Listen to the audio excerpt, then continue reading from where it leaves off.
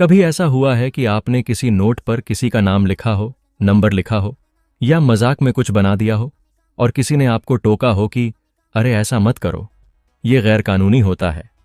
तब मन में सवाल आता है, भाई अपने ही पैसे पर लिखने से क्या गलत हो जाएगा। असल में नोट सिर्फ कागज का टुकड़ा नहीं होता, वो देश की लीगल करेंसी होता है जिस पर सरकार की गारंटी होती है। जब हम नोट पर कुछ लिखते हैं, उसे फाड़ते हैं या खराब करते हैं तो वो नोट चलने लायक नहीं रहता और बैंकिंग सिस्टम में परेशानी पैदा करता है। भारत में नियम है कि जानबूझकर नोट को खराब करना या उसकी शक्ल बदलना अपराध माना जा सकता है, क्योंकि इससे नकली नोट पहचानने में भी दिक्कत आती है और मशीनों में नोट अटक जाते हैं। एक और बड़ी वजह यह है कि अगर लोग नोटों पर मनचाहा लिखने लगें तो धीरे धीरे नोट गंदे, खराब और बेकार हो जाते हैं।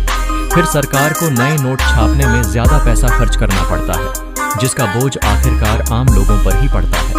कई बार लोग नोट पर भगवान का नाम लिख देते हैं या फोन नंबर लिख देते हैं, सोचते हैं इससे क्या फर्क पड़ेगा। लेकिन जब ऐसा नोट एटीएम या मशीन में जाता है तो मशीन उसे रिजेक्ट कर देती है और नोट सिस्टम से बाहर हो जाता है। इसलिए रिजर्व बैंक बार बार लोगों से अपील करता है कि नोटों पर कुछ न लिखें, न स्टेपल लगाएं और न ही उन्हें जानबूझकर खराब करें। अब जरा सोचो, अगली बार जब तुम्हारे हाथ में नोट आए तो क्या तुम उस पर कुछ लिखोगे या ये समझोगे कि ये सिर्फ पैसा नहीं बल्कि पूरे सिस्टम की जिम्मेदारी है। ऐसे ही रियल और इंटरेस्टिंग फैक्ट्स के लिए फैक्ट बडी को फॉलो और सब्सक्राइब करना मत भूलना।